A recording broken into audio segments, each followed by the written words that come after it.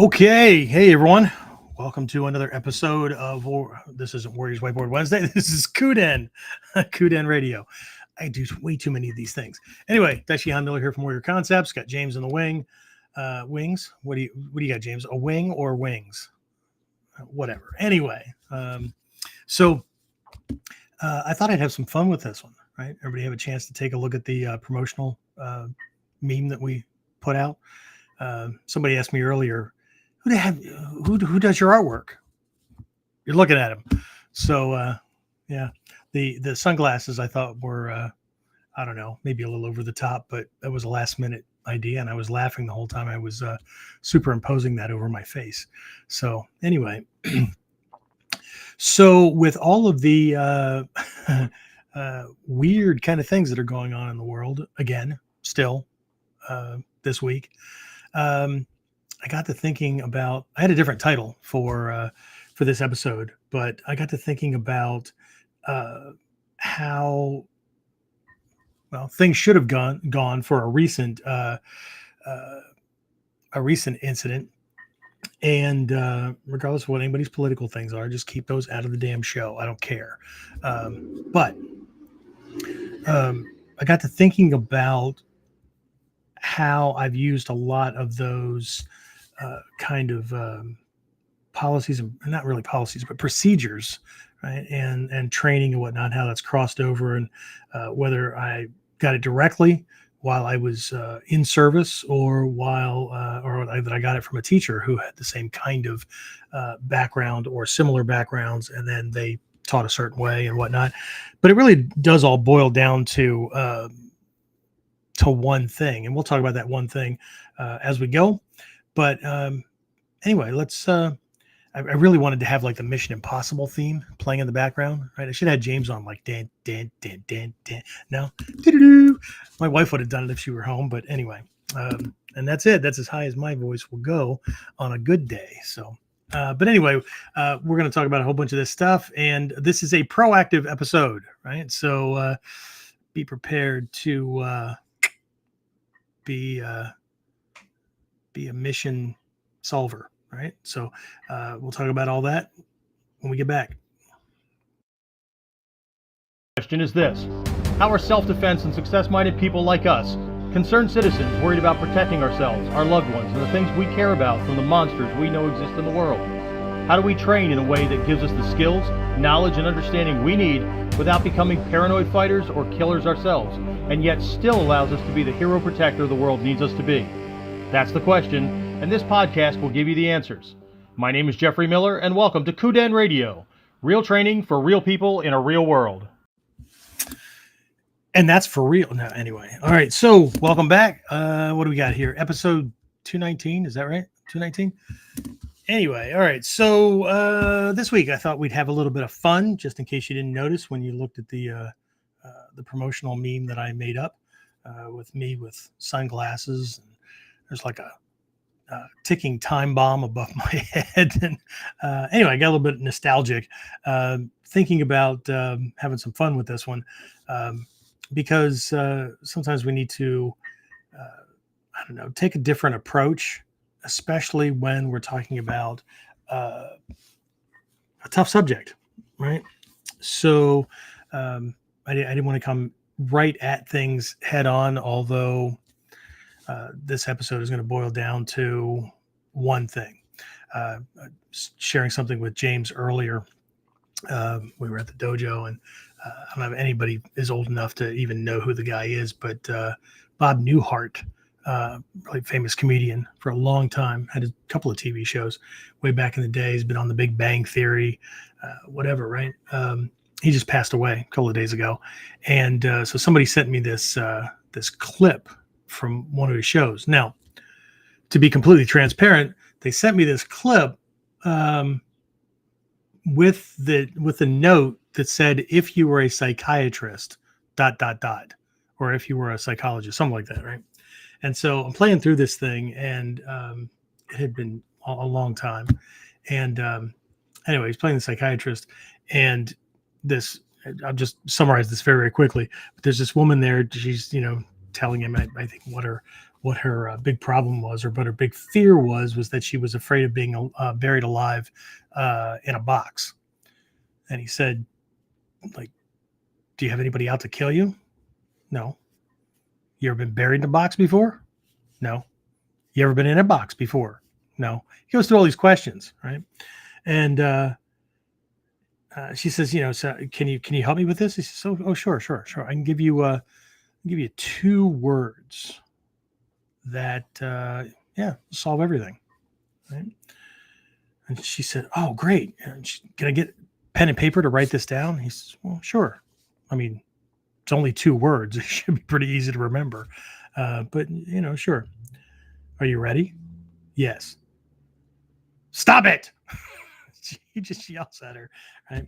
Anyway, the whole skit goes through, and she has more fears and more concerns and all these things. And he keeps yelling, stop it, at her, right? Stop it.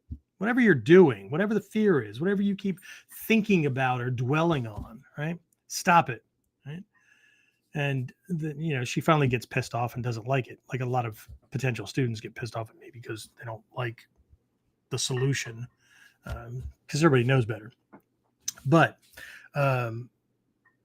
he listens to all these other fears and all these other problems, and she says, so you got to give me something more deep, right, to be able to solve this, because I mean those 2 words, come on, just telling me to stop it, that's not worth what I'm paying you for. And he said, oh okay, well, sure. So you have something deeper? Sure. I have 10 words. Okay, 10 words. Oh, can I write this down? Oh, please. Yes, please write it down. Okay, so just 10 words? Yes, just 10 words. This will solve everything. Okay, and if it doesn't, I can't help you. Are you ready? Yes, I'm ready. Great. Stop it or I'll bury you in a box. And I paraphrased and summarized, and maybe it's just my dark humor, but anyway, so sometimes that's how I feel. Anyway, all right. So if anybody read the summary for the episode, I thought I'd do a little play on that old TV show and the movie franchise, Mission Impossible. Give me a second here.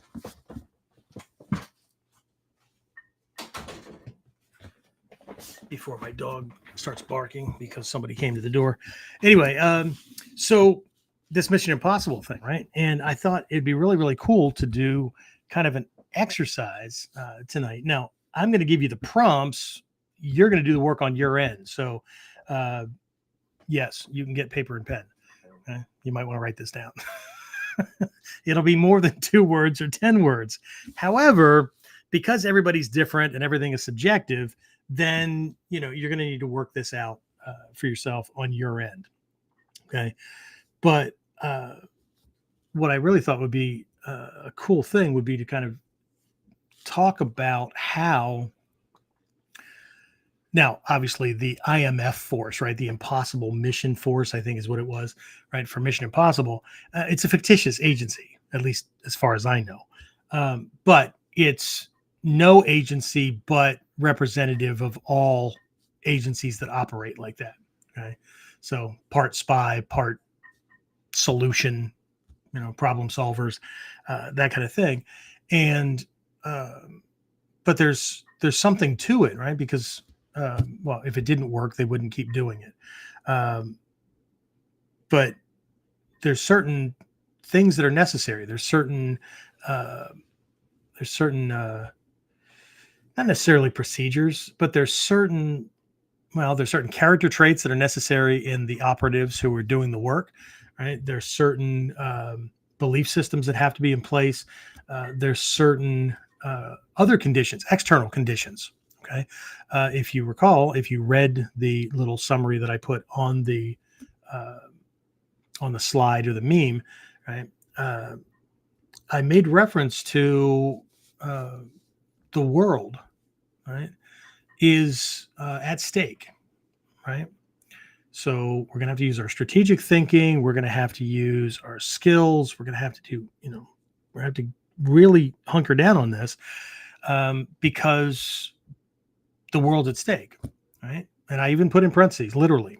Okay.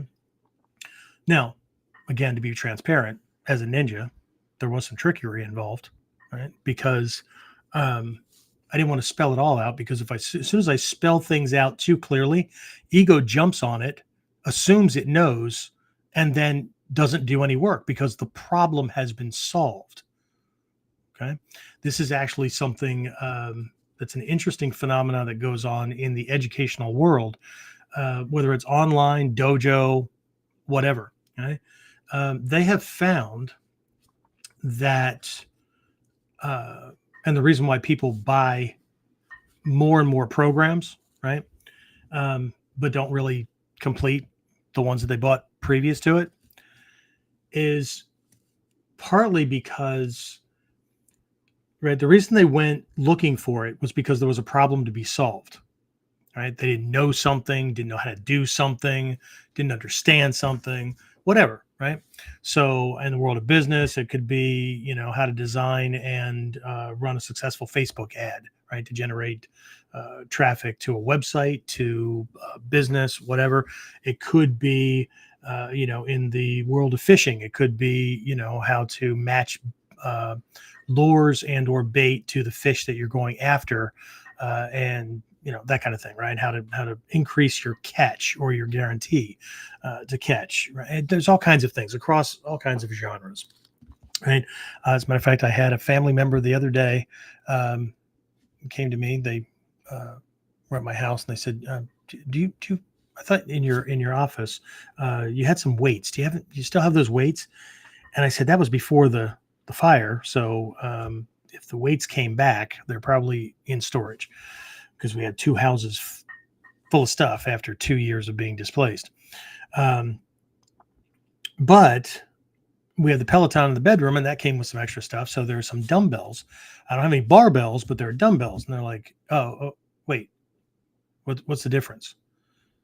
And I said, barbells, the bar, and you have the weights on the end, and that kind of thing. And dumbbells are typically single-handed kind of thing, right?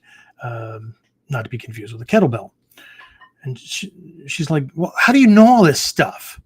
Right? Is there like a website out there with a dictionary of terms for weights and stuff? And yeah, it's probably a couple hundred or a couple of thousand of them. Anybody that deals with weight loss, fitness, whatever. Right? I said, you got a supercomputer right there in the palm of your hand, right? Have you ever done a search for anything? Yes. On what? And she told me, and I said, no, good.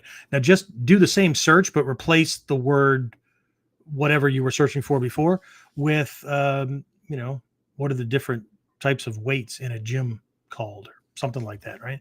And you'll find it too. Okay. So this stuff is all over the place, right?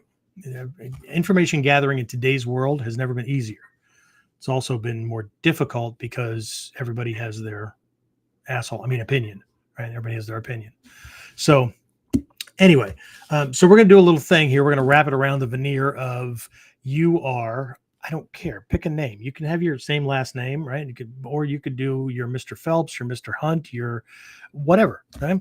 But we're going to run it under that kind of framework, or we're going to filter it through that TV show / movie franchise kind of idea, right? Mission Impossible. If you don't know what I'm talking about, that's okay. Just hold on to the bar and play along. Okay. So, but before we do that, let's bring James in. James, ding dong. Who do we have on board? It's actually checked in. That would be Trinity, Jared, Dave Fletch, Mary Barnett, and Victor so far. Awesome. Victor made it again. That's like 2 weeks in a row, or am I just overlapping different trainings and I don't know? Well, that's 2 weeks in a row. Okay. He must not have rescued new cats or kittens, so he has some extra time on his hands. Right. Or he hasn't gotten that phone call yet where they're going to call him back into work. Anyway. All right. So cool. Welcome, guys. I appreciate it. So if you have paper, pen, marker, crayon, stab the end of your finger right in blood on the desk that you're next to, or I don't know, whatever. Okay. it might be helpful. If not, do what everybody else does and assume that you'll be able to memorize it and it'll all work out. Okay. So again, let me bring up some notes here. You won't be able to see it, but it's strictly so I can stay on track. At least I think I can. I think I can. Come on. There we go. All right. So if we think about, again, we're thinking about this Mission Impossible thing, right? And there's supposed to be this secret, uber secret federal agency of spies and whatnot that, I mean, they're so secret that nobody, the rest of the world doesn't even know exist. Okay, it's kind of like the NSA prior to what, the late 80s, early 90s, right? There was always this kind of a recognition that there was this unnamed agency that didn't exist. And then next thing you know, everybody knows about it, right? As a matter of fact, this kind of thing even shows up, and it's actually the center of the book by Stephen Hayes called Tulku, a modern tale of ninja. Is that the subtitle, James? Tulku. Is that it? A modern tale of ninja? Yeah. So there's this main character, and he works for a corporation in their security and intelligence agency. And part of what he's supposed to be doing is protecting that corporation from industrial sabotage and corporate theft and those kind of things, where, you know, people are stealing your trade secrets and whatnot. And he may or may not be engaged in doing the same thing to some other company. But the way the structure is set up is very, very ninja-like, right? A lot of people think that book is just too wordy. It's kind of like what's that one book by Alexander Dumas? Not just, I mean, A Tale of Two Cities is really long as well, but either way, they think it's too wordy. It could have been told in far less words, and they're right if it wasn't also hiding a lot of lessons for we students who were coming up through the ranks, and spelling out how to do certain things and alluding to how the breach in security doesn't happen at the moment the door is opened. Right. There's this one part in the very, very beginning of the story where he breaks into this place and gets to a security keypad and punches in the code. Right. And most people assume that, well, we had to have other operatives out there and we had to discover the code and or, you know, beat it out of somebody or whatever. And now we have it. And then we have to hope that they don't change it before whatever. And then what you find out that's described is that the brand of the security system that the opposing or the competitor corporation, which is, I think, Korean run or something like that. Anyway, that security system is made by a company that's owned by the corporation that this ninja agent works for. And they also provide the security services. And so they all know what the super secret keys are anyway, what the passwords are. Okay. So interesting stuff. But anyway, he's a part of this super secret small squad that does all the really nasty stuff. And then that's inside of a plainclothes security investigative department within the corporation that doesn't know that his department even exists. And then that plainclothes investigative part falls under the full security department. And they're not super secret, but like the security guys know they exist and people would like to get a job with them, but they don't know how to go about doing it because like nobody knows how to get in. Right. So, and nobody knows who's a part of it. And it's like these layers. It's a really, really cool thing. But anyway, in the security and intelligence world, right? There's layers there as well, right? And if we think about how they how they accomplish missions. Okay. Now, the premise behind Mission Impossible is these things are supposed to be like impossible. And I know I've looked at some of these. It used to be like one of my favorite things.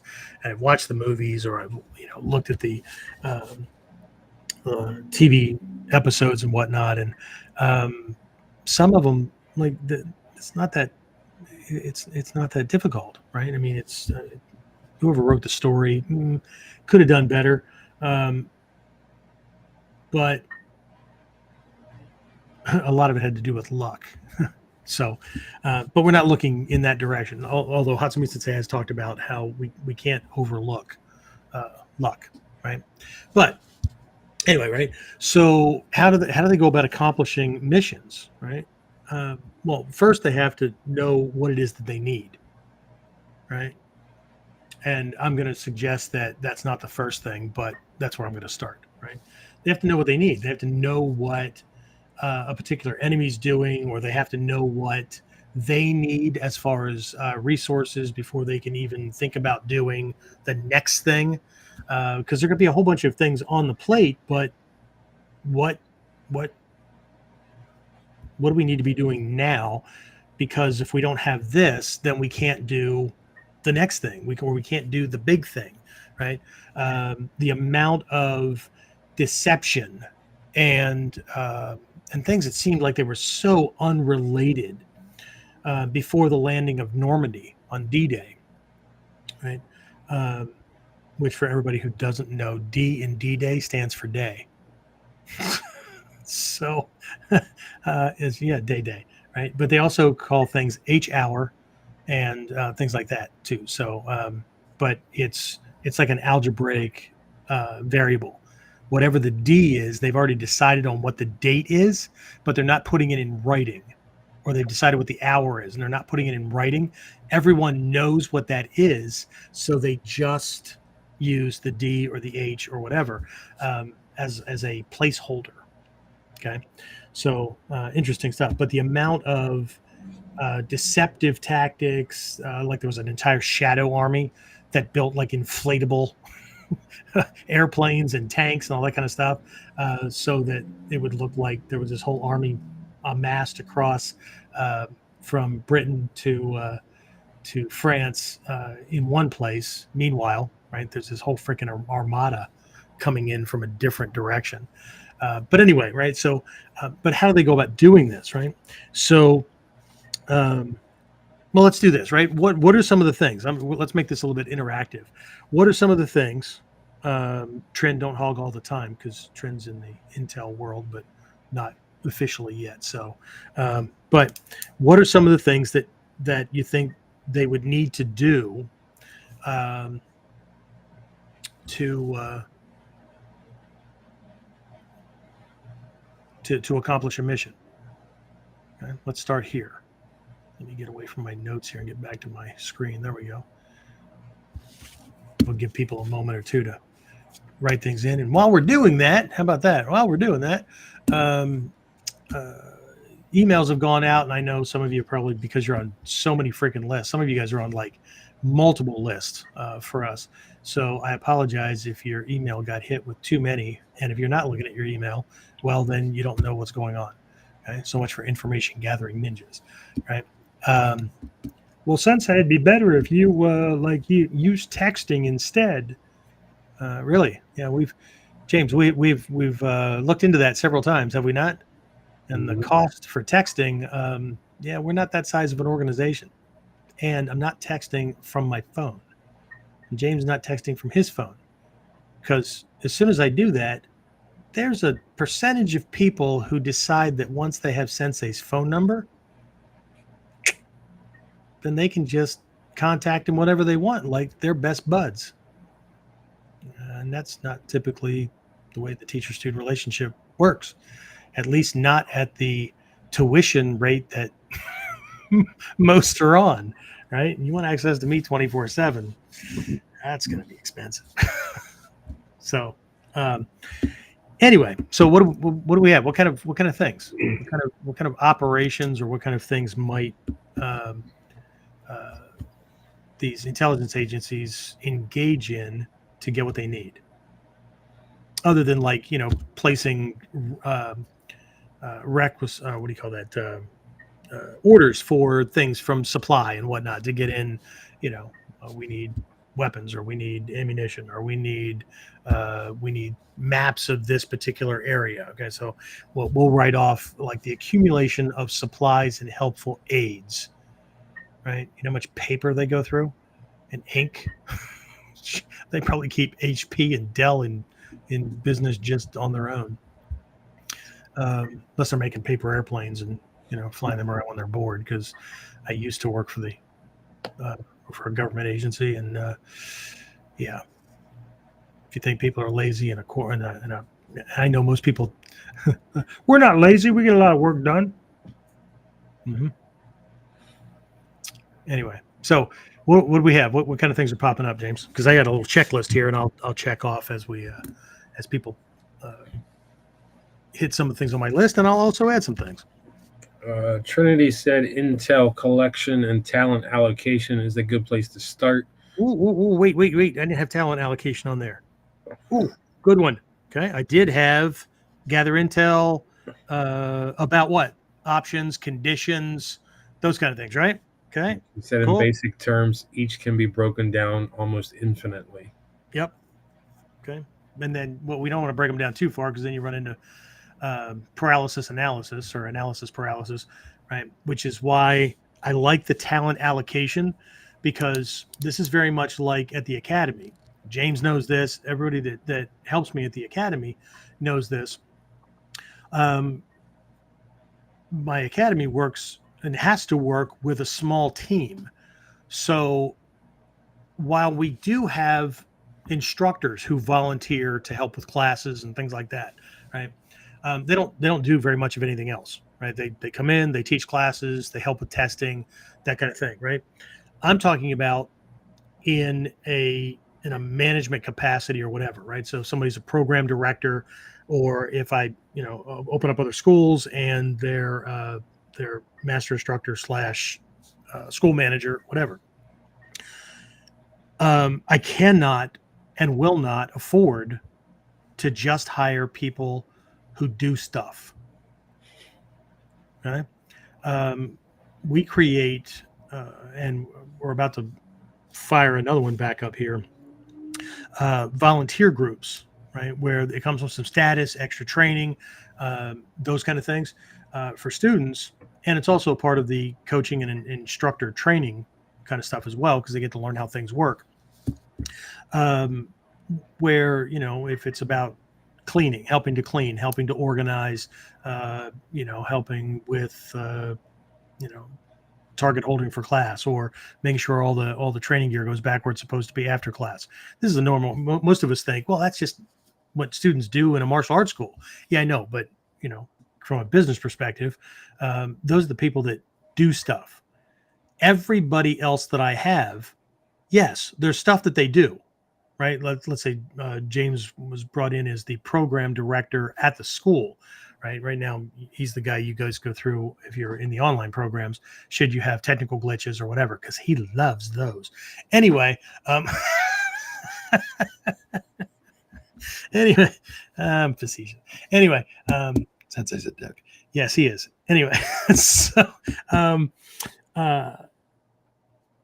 if he's program director, right, at the academy, that person's job, their responsibility is to engage with potential students who come in, right? There's things they do, give a tour around the academy, give them information, answer questions, those kind of things. Set them on track for whatever the first level introductory program is that they feel comfortable with. That could be a 3-class intro, it could be a free class, could be just coming in and watching, could be one of our 6-week intros that we have, right? And then enrollment, and then upgrade, because I don't just throw people into whatever and then end up being disappointed because they weren't as committed as I am. Yeah, okay, well, I don't expect anybody to be that way. So but while he would have things to do, there were reports to fill out, there's There's keeping track of info call sheets. There's calling people back to reschedule things or to confirm that they're coming in at a certain time. It's interacting with, there's to do stuff, right? He does me no good, and he would not be on the list of candidates to even consider up front if he was not already management minded. That means he can see the bigger picture and how things go together. And he's less likely, and I know James, he's not likely. Now, anything's possible, but he's not likely to use these 4 words. That's not my job. Punch myself in the face. What's that? Did you just say you punch yourself in the face? Oh man, absolutely. Like in any business, I don't care what your job is. I don't care if you're the janitor or whatever. Everybody's job is marketing. It's to tell people, that the stuff there is great, and if you can ever need it, there it is, right? Stuff at my place sucks. Wow, well, you're a representative of that. And as soon as they know that you work there, then guess what? They have a different opinion about you as well, right? Why would you work for a place that, right? Because, got to have a job someplace. Well, shit, you know what? See that? Now that speaks to attitude, aptitude, that kind of thing, right? Because in these, we'll call them intelligence agencies, spies, whatever, right? These people work alone. They have to be self-managing. They have to be self-motivating, right? They have to be adaptive, right? There's all kinds of personality traits that go along with these things, right? And if that's not going to work for them, well, they could always work in HR, or they can work in supply or whatever, right? You can work for an agency and not be that person, okay? I won't brag about my daughter, but she stood out as an intern among all the interns that went to work for NCIS. Because she came up with a freaking project all by herself, right? Who does that? I'm just here to get some hours in and get paid by a federal agency and decide if I might want to work for these people. Well, okay. What else can you do? What do you bring into the table? Right? So there's a whole bunch of other things that go on, right? And this is no different than what the ninja operatives had to do way back in the day. People talk about being in clans and the ninja families and whatnot, except that when somebody, I don't know, what's a good word, ordered an agent, rented an agent, or an operative or whatever, right? That person, there may have been a small team every once in a while, but typically what you had was like special forces. Very often you have one Green Beret or one special forces soldier as an advisor in an advisory position to a general, because what they're paying for is an alternate perspective.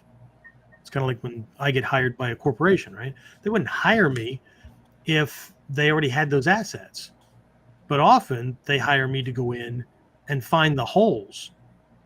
So sometimes I go in, I find the holes, I give them a proposal.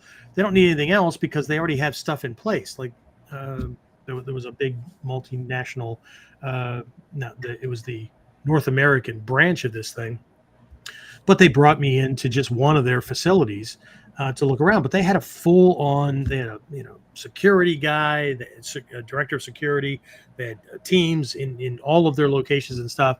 They just needed a fresh perspective to find the holes, and they could run with it after that. Like I submitted my report, here are the weaknesses and whatnot. They took it off. Other ones, like there was a textiles mill that hired me. They had no idea where to start. So I go in, I find the holes, I submit the report with a proposal that, if you would like the help, here are 3 levels that I can help you with, right? They hired me, and because I had to build a security team, right? So then turn that over to somebody else and whatever, right? So again, that was really good, Trent, the talent allocation, right? Who does what, right? And what do you need, right? What are you lacking, right? Okay. Part of that allocation thing and recruitment is finding out who just got busted, what hacker just got busted for doing something that was just like over the top, right? And then, you ever notice how they were arrested and they're going to go to jail, and all of a sudden you don't even know that the trial's gone on because other news have kicked in. Yeah, they've been employed. Right?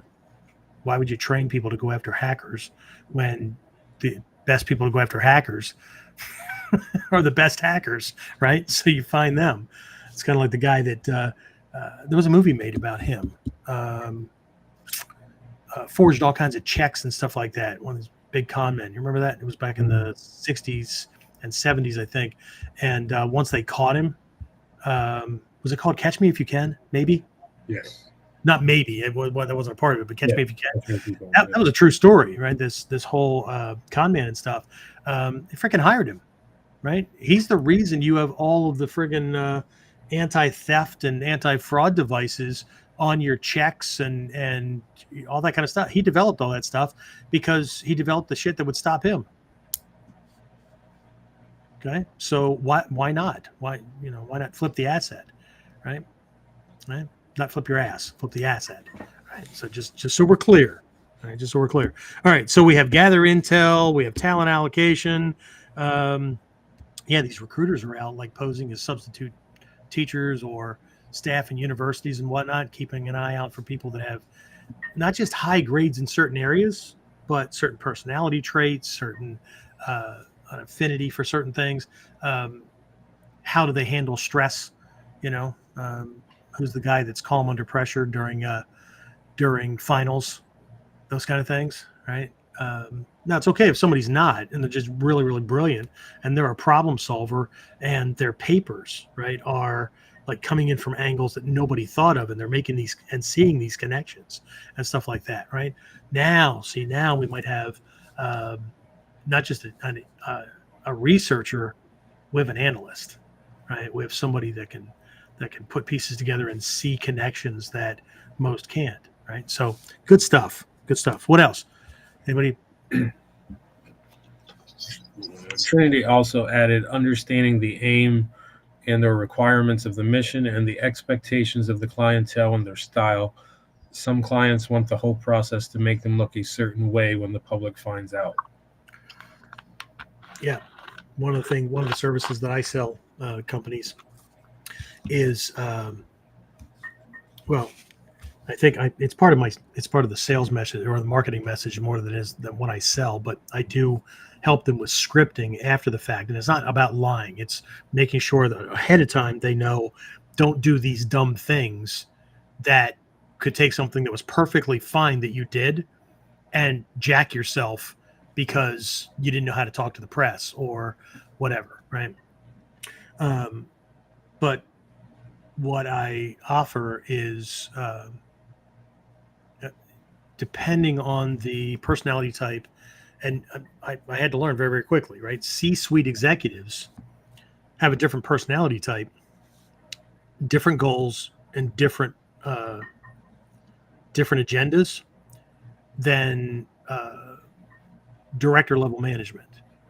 Theirs are different than mid-level management. Those are different than supervisory management, right? The personality type is different. It's just like somebody who's a surgeon, right, has more sociopathic tendencies. They can disconnect, right? They're not emotionally invested as much. They're more cold, right? It doesn't mean that they're not personable. It doesn't mean they can't tell jokes or whatever, but there's a certain, right, when shit's happening, right? But nurses are different, right? One leads with much more compassion, and the bedside manner is different. The other one, right? There's a reason that they're able to cut into the human body and not pass out or not, freak out or, have their life changed or whatever. Right? It's very different. Very different. Okay. Like the difference between uniform security and somebody who's paid and trained. And we also saw this past week, somebody was put in a position that probably shouldn't have been, because you can do all kinds of things in training, but when the rounds went off, they hid while everybody else threw their bodies where they were supposed to be to protect somebody with their life if necessary, right? So, but a lot of these things can't be taught. The skills can be taught, but the attitudinal traits, the personal characteristics cannot be, right? Most people tend to run away from danger. There are some of us who identify it and run toward it. It's just, you can't train that. You can train people to do it. You can tell them what the policy and procedure is, but you can't override that personality type and that aspect of human nature. It's either there or it isn't, or it needs to be produced through, and this is what we do in the dojo, right? With randori training, what some people call sparring, that kind of thing, is to slowly but steadily ramp up the aggression and the amount of danger that's coming at them, right? At you or at your partner or whatever, to get more and more desensitized to that kind of thing, right? And some people just go all out, right? Well, I'll just get desensitized to get punched in the face 50 times. No, I'm okay with getting punched in the face once or twice. I'm not going to fold, but that once or twice is just going to piss me off even more, and the adrenaline's going to make me go at it even more. However, right, we have an intellect for a reason. I told somebody recently who got themselves in trouble legally. I was in love, and yeah, but you fucked up. And so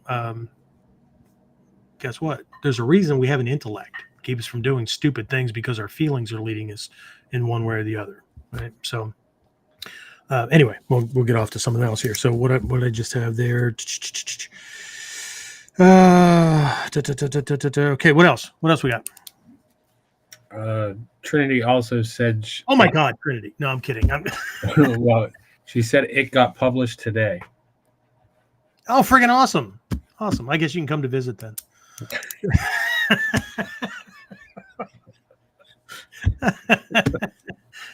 The things I bait my daughter with. No, I'm just kidding. Right? She was going to come to visit anyway because she needed to train before she went back to DC and Georgetown, because DC's not as safe as people would like to believe our nation's capital is, especially if you go block and a half, 2 blocks off of a certain address. Yeah. Anyway, so anybody else have anything, or is it just my daughter just running rampant with things? Chris McLaurin said he felt attacked about the phone texting. Oh, shut up. How about that? The analysis. The what? I thought maybe it was about the paralysis by analysis that he felt attacked by. You want to feel attacked, dude? Write it down on an index card and show me next class. That way you don't forget it. Oh my God! He's one of my black belts. As a matter of fact, he's one of my black belts. Oh my God! The fun we have with our Jesus. See, this is what happens through like association with a dojo and bonding and whatever. And Chris knows we have no time for people that need us to walk on eggshells, right? If you're in that, we have a program for that. It's called an introductory program. Okay? You think you're checking out the program. Meanwhile, we're checking you out to make sure that the first thing is I need to make sure you're going to be a good student. So talent allocation is one thing. Okay.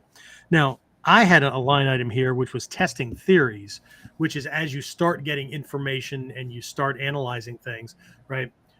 Sometimes you do something or trigger something to see how they're going to respond. I can't remember the name of the movie anymore, but there was it was one. I take that back. It was one of the Mission Impossible movies, and they needed to steal a briefcase from this guy, some bald guy. He was surrounded by really, really good bodyguards. James, did you ever watch the Mission Impossible movies? Mm-hmm. Okay, so there's one where they're at a hotel and they're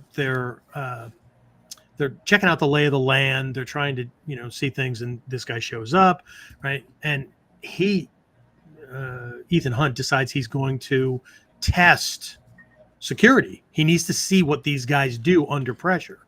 And so what he does is he goes outside quickly, and it's not his luggage, but this what'd you call him? It's not a bellhop porter, right, who has one of these racks and stuff with all this luggage on it, and he goes out and he gives him this huge tip and says, my wife will be ready in a minute or whatever. And he laid a bag on it. I think he grabbed it off another rack or something, right? Put it on it, gave this guy a tip and said, be careful with everything. But if you could take it up right away, I'd really appreciate it. But before he did that, what he did was he took one of these friggin' metal signs that they've got the weighted base and it's got the little, pick up your luggage here, or whatever the sign is, right? And he laid it up against this rack. Right. So it's just kind of there. And then he went to the porter and got him rushing because he got this big tip. He's elated. Right. So he's now half blind. Right. Because he's not paying attention because his brain is now stuck between holy shit. And he wants to please this guy, please get up to my room right away. Right. Because he knows that if this guy's going to be there for a while, chances are he's going to bump into him again. This guy's a good tipper. Right. So his brain is stuck in this mode. Good shit. Right. So anyway, he gets back inside or wherever he was posted up with this woman and they bring up this camera. Right. Wasn't it Mission Impossible? I think it was Mission Impossible. And if it wasn't, never mind. It was the movie Ronin. Right. That was a really good movie anyway. So anyway, leaves this thing up against, get a camera ready. And so has the pseudo wife pose, right, with the target and his bodyguard entourage in the background, and he's telling her get ready kind of thing, right? And of course the porter moves the cart and this thing, big old noise, clang bang, that kind of thing, right? And security does exactly what they're supposed to do, right? One goes for the principal, one goes to guard the briefcase that he's carrying, which is the sensitive information, right? Other ones turn out to scan for things. One moves in to make sure the car isn't, somebody doesn't attack from the other side of the car, all kinds of stuff, right? He lays it out later, but really, really good stuff, right? So that's just one example of testing capabilities, right? So, but it could be, what happens if somebody pulls a fire alarm, right, in this place that we're watching, right? What happens? Right. And how quickly does it happen? Where do people move to? That kind of thing. There's all kinds of things. Again, it depends. Like Trent said, there's infinite possibilities because it depends on the target, the objective, all these things, kind of things. I promise this is going someplace, right? I may be boring some of you because we haven't given you your mission yet, but I need to set this up. Okay. Because without context, we human beings just make shit up. Okay.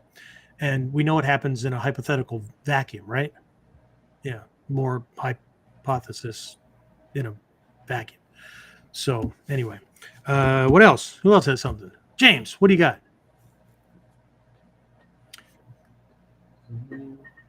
Come on. We were just talking about it earlier when somebody was trying to turn it into something else. You hit a deer and you were just trying to figure out what options you had in solving problems. What was the problem? How I was going to get from point A to point B. Transportation, right? How I was going to get from point A to point B without having a sob story and still making things work, right? So, okay. So what were we doing, right? We are, let's see. Failure is not an option, but failure happens. Okay. And it can be mitigated. That means reduced to the greatest degree possible. But how do you learn that? You just accept that it happens, and that's why we have debriefings to learn from things so that we can put things in place to minimize the possibility of it happening later. Most people don't do that. Most people are like Wile E. Coyote from the frickin' Looney Tunes. Right? Does everybody know who Wile E. Coyote is? Well, I know the old people do, right? Everybody else was watching like Ed, Edd and Eddy and the Boogie Pickin' Moron cartoon and shit like that, right? Oh, it was funny. Yeah, okay. Well, that was intellectual humor. Anyway, so like Wile E. Coyote was, well, see, my grandson is a huge fan of Wile E. Coyote, although he thinks he's a negative, or he thinks he's an opposite genius. So This is what I mean by the fact that most people operate like Wile E. Coyote. Okay. Most people are brilliant, or at least they're smart enough to be able to come up with plans to do something. Some are vague, some are very meticulous, right? Like Wile E. Coyote meticulous. Okay. But what I mean about Wile E. Coyote is anybody but me noticed that every time his shit failed, he didn't just figure out what failed, fix that part, and then reset it up so he could catch the Roadrunner, and his chances of success would go, well, of course not, because it's a cartoon and it would be boring to keep watching the same things. But this is how most people operate. They try something, it failed, they quit, and then they use that as a crutch for the rest of their life. I tried that, it doesn't work. Okay. And what does everybody else say that operates based on the same mentality?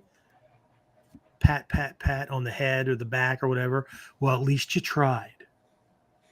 Okay? Yeah. But up front, we often know that not only do we know this amount, but we've also hypothesized, we've guessed, educated guesses about this part, but there's still unknowns. Okay? I know some of my military guys know this, right? And this has been around since time immemorial, right? Military people know that all plans work until first contact with the enemy. All plans are solid, logical, they work until first contact. Okay? Which is where the adaptation and adaptability and flexibility comes in. As a matter of fact, one of my military leaders, way early, God, it was probably still private first class, right? Had this big sign hanging in his office. First thing, reporting into him, points at this thing, big old friggin' thing. You couldn't miss it, big old letters and everything, right? Say, can you read that? I couldn't say, well, yeah, I can fucking read that, right? Because he outranked me and could have me not doing my the job I really wanted to be doing, right? But it said flexibility is the key to longevity. So I read it, and he said, do you know what that means? Yes, Sergeant. Good. Then you'll do well here. Okay. What it meant was all things are subject to change, right? The better able you are to adapt, the longer you'll last. The more sane you'll stay, and the more successful you'll be. But if you need things to be a set way, right, the my way or the highway kind of thing, well, then that's a reason why a lot of people are pissed off and disgruntled. Right? The other part is because they don't do enough information gathering and research. And the other part is some people need it to be their way. They don't want to hear anybody else's thing because they already think they know everything. I'll talk about that later. All right. Anybody else have anything else? Otherwise, I'll just run down the list. James, do you have anything to toss on top of this? What do intelligence agencies engage in, need to do, whatever to be able to accomplish the mission? I know there's a lot. I already talked about, I alluded to one when I said about the military thing, right? All plans survive until what? First contact with the enemy, right? So make contact, right? They have to put sneakers, boots, whatever on the ground. There was one of the things that we learned very early on, right? With land navigation combined with like a hostile area, right? The map is not the ground. The map is not the territory. The map is a rendition of the territory, and you can make it as detailed as possible, which is why we use the 5-color topographical maps that have the lines for elevation and declination diagrams and all kinds of stuff on there. So, but ultimately, right, you can study that map until you've got it, you dream about it. But ultimately, it's not the territory. Right? Just like when people fantasize about a goal that they want, right? They can plan out all kinds of things. But until they start doing it, they don't realize what they know and what they don't know, what they accounted for, what they didn't account for, what they accounted for that was pointless, and what they didn't account for, they blew off, was absolutely necessity. Okay? Like most people never give any consideration to their personality type and ability to stay the course once they start something. They are their own foregone conclusion. Right. What do you got, James? What else? Mhm.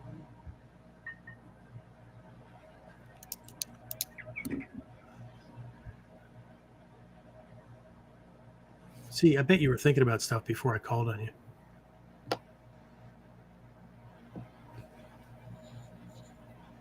All right, let me jump in over here.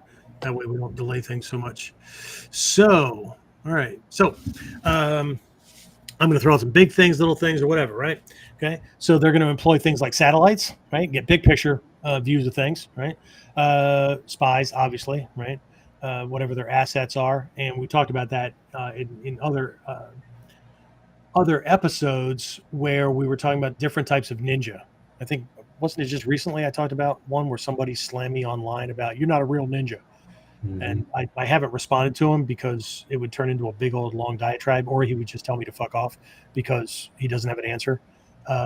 Because I would really like to know what kind of ninja I'm not, because there's at least a dozen, give or take 10 to 12 described in the Bansen Shukai. And some of those don't even know that they're spies. They don't even know they're working for the ninja or the group, right? Observation of movement, assessment of options available, networking with others who can help, use and recruitment or gathering of the right necessary resources. Okay, that was part of Trin's talent allocation, but not necessarily the same. Okay, observe and monitor, right? What's happening, right? When is it happening? How do things happen? Validating information, right? Often, very often, right? The middlemen, right, in the ninjas organization, the Chunin, but their equivalents in the modern day, to help to ferret out people who have been turned, right, double agents, or people that are lazy and need to be maybe reassigned, or just to get a bigger picture, right, of things, because any single operative that goes in is only going to have one perspective, just like we only have one perspective, which is why we find mentors. We get really, really close training partners and really close friends that will call us on dumb shit stuff, or challenge us, or play devil's advocate, or whatever, right? So they send out multiple, right? Might send out 2 agents, 3 agents, 4 agents, whatever, coming in from different directions or getting different pieces of the information, right? But if they send multiples out to get the same information, let's say they send four operatives out and 3 come back with the same information, or stuff that's really close, it just kind of fills in the gaps, and one comes back with something that's completely opposite. Okay. Well, they're probably not going to kill him on the spot, but what they may do is send him on, on an operation where they already know the answer, to see what he comes back with. Because if the opposite side is feeding false information, and you already have the correct information, and they bring back bullshit, well, then a desk job is going to be the least of his concerns, right? So validating information, testing theories, right? So you might do something, just see what happens, kind of like that little stand up against the luggage rack. Again, there's different personality things within things, right? But what do you need, right? If you're putting together a team, what kind of different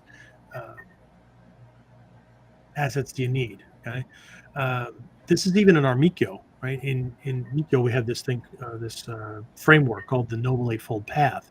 It's a structure, right, of 8 areas that we are to be mindful of.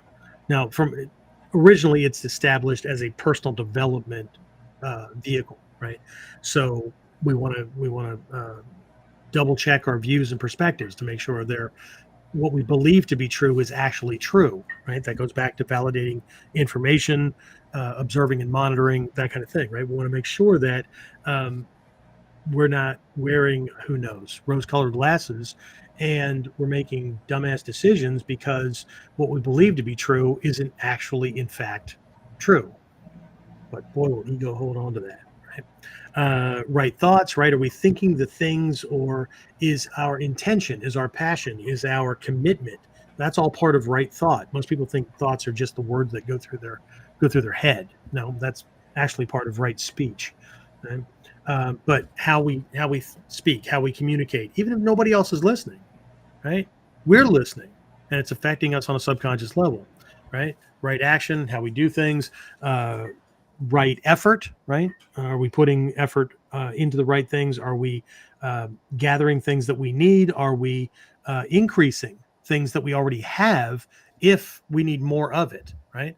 Well, I'm making money, but I'm barely paying the bills. But I want to train with that teacher over there. Okay, well, you need to make more money. Well, maybe I can just convince him to, or maybe you could just figure out how to. Anyway, we'll talk about that in a little bit here, right? Right livelihood, which is not just your job and how much money you're making. It's also where you're living, your living conditions, people you choose as friends, those kind of things. Did we just have an episode recently where I talked about the skill of exclusion? Was that something I covered, James? Knowing what to cut out, knowing what I think I contrasted like the way the rich think and the way the middle class or poor think or whatever, right? And I need this amount of money to do what I want to be doing. I need this. Okay, so what jobs, what occupations, what professions will afford me that? Okay, then I exclude everything else because that I can't get there from here because I won't be making enough. I'll be working double and triple overtime. I'll be, whatever, right? It'll turn me into a disgruntled person. It's going to be something I don't like to do, whatever. Okay. So if somebody has all this information and they choose to still do these other things that should be excluded, see, then that's not about the thing, right? It's probably about them. Either there's a fear thing going on, or they don't believe that they're capable of doing this other thing, or who knows? For some people, it's a lazy thing. They don't want to do that thing, right? I just told a 10-year-old today, and if anybody's on who was on for the virtual the Monday Q&A, you heard me give this 10-year-old a lesson that hopefully it'll stick with them. All I can ever hope for with every student I have, regardless of age, is, and I'm satisfied with this when a student quits, I've planted seeds. And hopefully at some point that may bloom when they need it and serve them. Okay? Because that's the only thing any teacher can do. Right? I need you to motivate me. No, and you wouldn't want me to motivate you because that would make you a slave, and that would no. Okay? Motivation is an illusion. Motivation is the thing that you do when you decide to do the thing you really don't want to fucking do. Well, I just decided I was going to do it. Yeah. Most people think motivation is like, I don't know, rah, rah, ree, kick him in the knee, rah, rah, rass, kick him in the other knee, whatever. Okay. It's not that. Okay. It's doing things that you don't want to do, regardless, because it doesn't matter that you don't want to do it. Do you want the thing? Okay. So anyway, what else do I have here? The understanding things, personality traits, whatever, right? Anyway, back to the Noble Eightfold Path. There's these things, right? Okay. So, but I've had people tell me different ways, right? That's an old thing. That doesn't really work, whatever. Okay. So this framework that has lasted and stood the test of time for well over 2,500 years, right? That's pulled people out of depression, suicidal thoughts, shitty life, whatever, and created a more enlightened, blissful, happy, They don't have to be rich or anything, right? They're just a better life. They're just, less stressed and all that kind of stuff, right?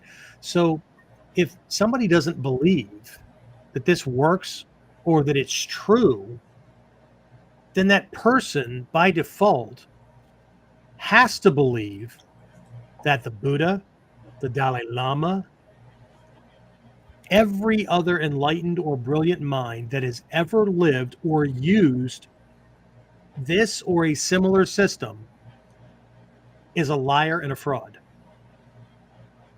Because, it doesn't really work, right? And the reason they have to believe that is because by defending their position, the thing that doesn't work, right? What they're defending is the belief that only they are right. Okay? So the one thing in the intelligence world is what do we know and what do we not know? And we have to challenge both assumptions. Okay? And you do that by doing. Okay? Because we need to get into alignment with what's really going on. There is no way, and we've seen lots of fiascos in the past couple of years or whatever, where intelligence got it all wrong and guys died, right? And that never works well for the guys on the boots on the ground. Okay, but we go in, right? Whether it's a mission that an intelligence agency is doing, whether it's a sting operation that a police department is running, whether it's a plan we're putting together because of a cool vacation we're going to go on or whatever, right? We have to figure out what we need, what we have, what we don't have, right? We know where we're going. But quite likely there's things that have to change, right? For some folks, change my little screen here so I stop talking to my notes. So for some folks, it's I need to arrange for time off at work. Most people don't think about it too much because I just need to put in for time off. Okay. Well, if you work for a small group where there's only like a team of 3 to 5 people, that might not be as easy as it sounds, right? People like to throw back on all the laws and stuff, right? You can't do that, right? That's against employment laws. Most people have no idea that, at least in the United States, those employment laws, like holding your job and maternity leave and all that kind of stuff, the employer has to have at least 35 employees. Because otherwise, the less they have, the more strain that puts on the business. And of course, most people don't give a shit because it's all about them, right? But you have to work with these other people. So we all get along here until somebody needs off. Anyway, right? So, but things need to change, they need to be adapted or whatever. And there's only 3 ways to change a condition. So we're gonna get that mission here in just a minute. I'm just trying to give you some tools. Okay, and I want you to remember some of these things, right? So there's 3 ways to change any condition. Okay, but we're going to be moving into one because we're going to be talking about Mission Impossible. Right, and for a lot of people, one of the things I'm going to mention or suggest, they think is pretty freaking impossible. Okay, but we're going to see if we can't nudge them in the direction to make it possible. All right. So let's say there's a negative thing. I don't care what it is. Okay. So there are 3 ways to change a negative condition. Okay. You do what's necessary to make the change. You physically change it. Okay. 2. Okay. You do the thing that needs to get done. Right. And this isn't necessarily a changing of things as much as a putting something in place that needs to be there. Okay, which is still a change because it was absent a moment ago or a week ago or a month ago. Okay, it could be a skill or a technique or whatever that you didn't have. Okay, but I need to do it. I need to create it. I need to change it, or I need to drop it because sometimes the negative condition is created by something that's in the way. It's inhibiting what needs to happen, right? It's an employee who's dead weight, right? They're not, they're not doing what they need to be doing, and they're a drain on resources. They're a drain on morale. They're a drain on whatever, right? So do it, change it, or drop it. Okay? Pretty simple. In theory, it becomes simpler when we do it. Okay, so let's do this, right? Any comments or anything like that before we go through the mission? It's going to be fairly quick, but again, let's go through the mission because I may end up quite likely. I just say I may, but quite likely piss at least a couple of people off by the end.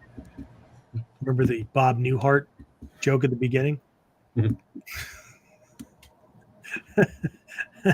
I have 3 words if one word is a contraction, 4 words if it's not. And we can expand that. 7 words. That'll be the more enlightened sounding one. I promise not to say stop it. How about that? Questions, comments? Jared said having more than one plan of action at the same time.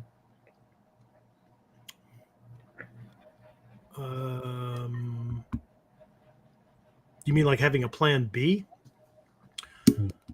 Plan could be, right? Plan B in the military, and typically from a ninja's perspective, is having a diverse skill set so that you can adapt on the fly to either bring things back in alignment with the original plan or to change course if necessary. So plan A is the one that you design out, and then plan B is everything you have to do after plan A fails. The problem with plan Bs, right? You have plan B through Z, and then you got numbers, right? The problem with plan Bs is that you never know where along in plan A it's going to fail. So you do address contingencies should things happen here, but again, until we put sneakers or boots or tabi or whatever on the ground, we don't know. So it's one of the reasons why in Ninjutsu you have a broad spectrum, and we train to be a jack of all trades, master of some. I'm never going to say master of none, because you stand a greater chance of survival as a generalist who can function well in many conditions than as a specialist who needs ideal conditions. Okay? Like a sniper is useless when there's a storm going, when the winds are too high. Okay, it's hard enough to freaking adjust for gravity and drop and windage and whatnot when there's everything from a cool breeze down, right? Above that, fuck, right? And the more velocity the bullet loses, the farther it has to travel, the more susceptible it is to the butterfly effect. Okay. What else? Jared said yes, that's what he was talking about. Cool. And Cool. I knew it was because you are like the master of masters, but not my master. And then Trinity said Colin Powell had a sign above his door that said, "Tell me what you know, tell me what you don't know, tell me what you think, and always make sure I know the difference." Yeah. It's kind of like the difference between information, knowledge, and wisdom, right? Or knowledge, facts, and beliefs, right? If you don't know the difference, you'll sidetrack yourself a lot. Okay? You can believe anything, just like I don't have to believe anything, right? People can live any way they want. They can believe anything they want or whatever, but I'm under no obligation to believe them. Okay? Yes, but it's true. Okay. Fantastic. You win. Okay. I'm suspect of most of the things that I believe because they were all conditioned. That's what we cover in Mikyo, right? Speaking of which, before I frickin' forget again, right? This Thursday evening, 8 p.m. Eastern, right? I am doing a webinar on Fudomyo, everybody's favorite Mikyo character. He's, if not the most influential, he's one of these symbolic characters that represent a lot of the stuff that we're talking about here, specifically the personality traits and mindset and those kind of things for getting things done. And so covering that, it's absolutely a standalone program. You don't need anything else, but it will also springboard to a program on 13 of these characters that come from off of a mandala that actually predates the Taizokai and the Kongokai. And so in that program, I'm going to be covering these characters from 3 different perspectives. And then there's this active practice. Sometimes people see the word ritual and go nuts, so I try to not use it. But it's an active meditation. And there's a couple of different ways that gets used. But there is a secret within the Mikyo doctrine for how it's actually applied for individual, not just success, but like activating all of the core potentials that make one what is often called a tatsujin, a fully actualized human being. Anyway, all that shit, more stuff that's too much freaking work. But if it were easy, we wouldn't be trying to do some elite thing, right? We would just do what everybody else is doing, right? Tic-tac-toe or whatever. whatever the fad of the year is in the martial arts world. Right?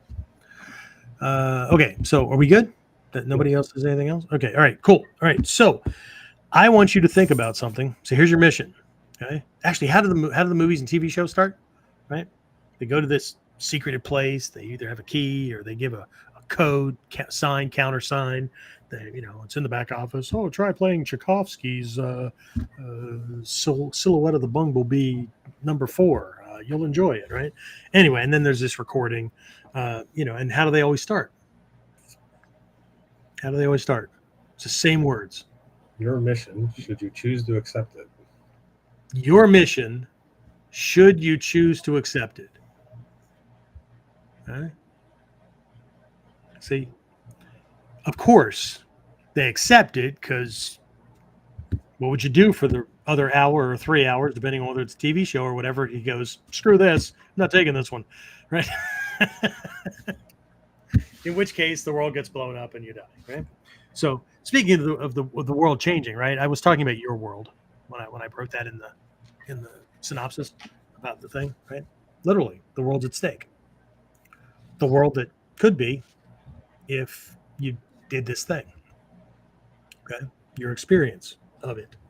Okay, so, but what is one that, given your current conditions, or given the conditions that you've had, I don't know, for the last couple of weeks, couple of months, couple of years, couple of decades, whatever. What is one of those things that you want to do, you would love to do, you would drool all over yourself and everybody around you to do, right? But you don't believe it's possible. And before, right, I'm not going to split hairs here, because I'm not talking about something that's really difficult.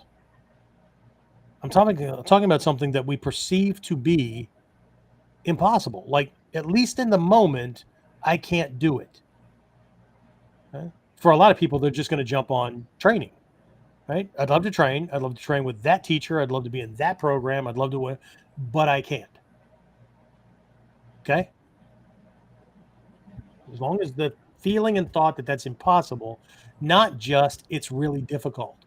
And I'm going to borrow a phrase from one of the Mission Impossible movies, where Ethan had to recruit this ex-girlfriend who didn't like him anymore, right? and they rekindled their flame. And part of the mission was actually, yeah, it was an ex-girlfriend, but now she was with this other guy, this arch enemy, whatever that they had to get it. And he didn't want to throw her to the wolves. And so he's talking to, it was an Anthony Hopkins who was playing the supervisor, right? And he said, it's going to be really difficult. He said, difficult? Mr. Hunt, this is Mission Impossible. Difficult should be a walk in the park for you, right? And that speaks to personality, ingenuity, all these things that Hatsumi Sensei has talked about for decades, right? While everybody's distracted by forward rolls and swords and Ichimonji no kata and who's doing the Sanshin right and who's full of shit and all that, what they've missed is all the stuff that actually makes somebody a ninja, which is the way they think, the way they see things, problem solving, adaptability, flexibility, endurance, all those things that have little to nothing to do with fighting skills, especially for a jonin, because that is what we've all been taught to be from Hatsumi Sensei. Not genin. Well, you can certainly, all those skills are in there. You could choose to be genin, but why would you want to be the low man? Right? To be chunin at a certain age, a lot of us turn into chunin because we don't have, like, my wall climbing days, and I've got pictures of me in Kyoto at Nijojo with several black belts climbing one of the abutment walls. Those days are over. Okay. Now I could pick guys to go climb the walls, right? Or, share information, gather information, right? Kill somebody from a distance, those kind of things. Did I just say that? Scratch that. Ignore that, right? Okay.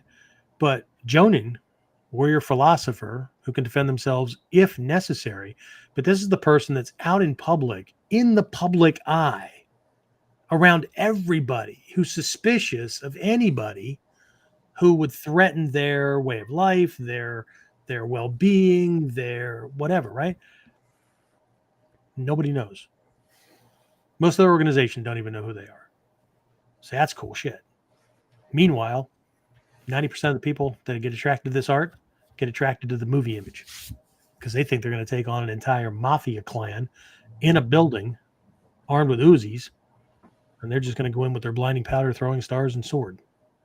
Wipe their asses out. Good luck. Okay? If you're a real ninja, you just poison the water supply.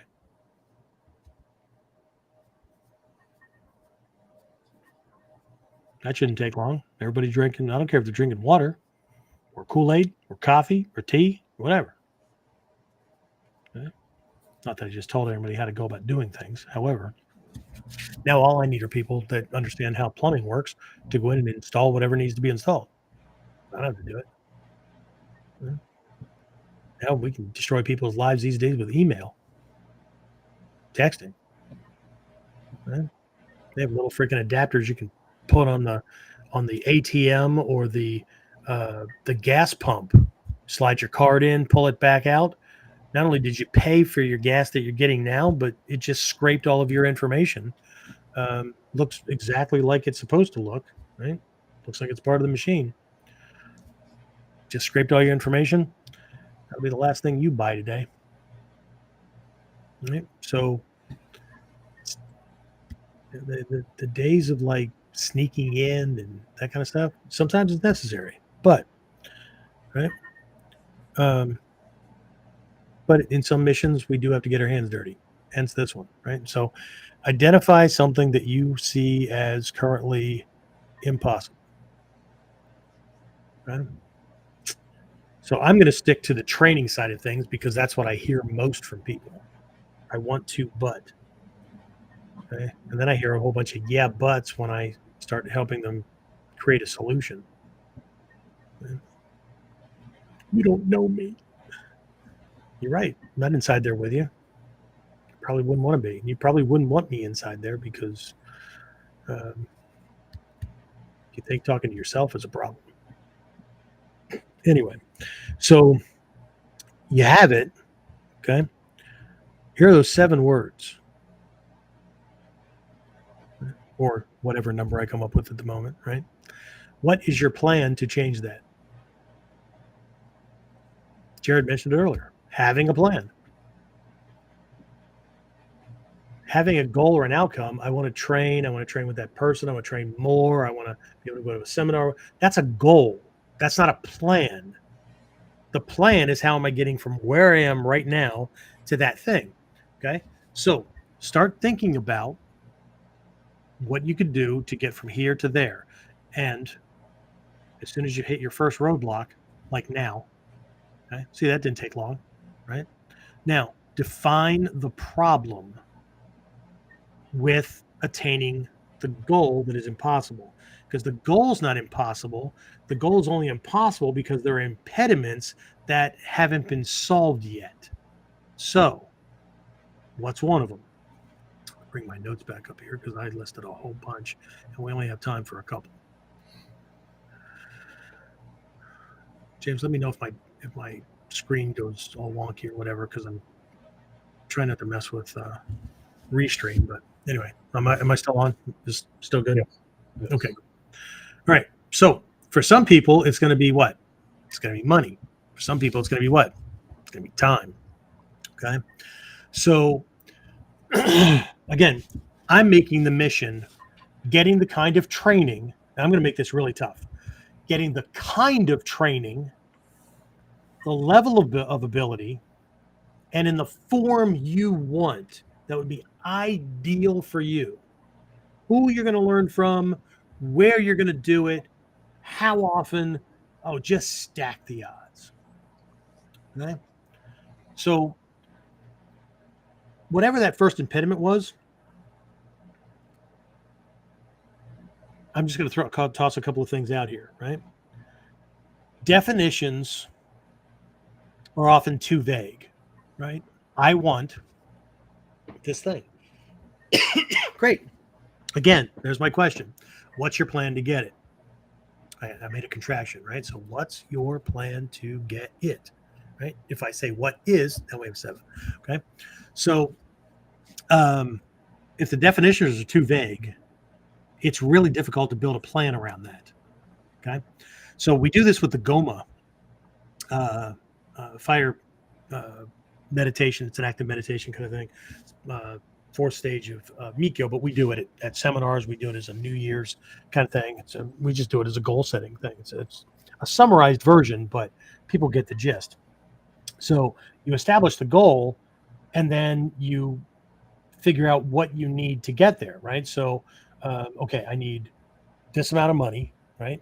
Without taking from the general fund because the bills still need to get paid. Fantastic, right? I need time, right? And so I'm going to, and it may go along with it or it may be separate. I need to negotiate with certain people. That could be an employer. It could be a spouse.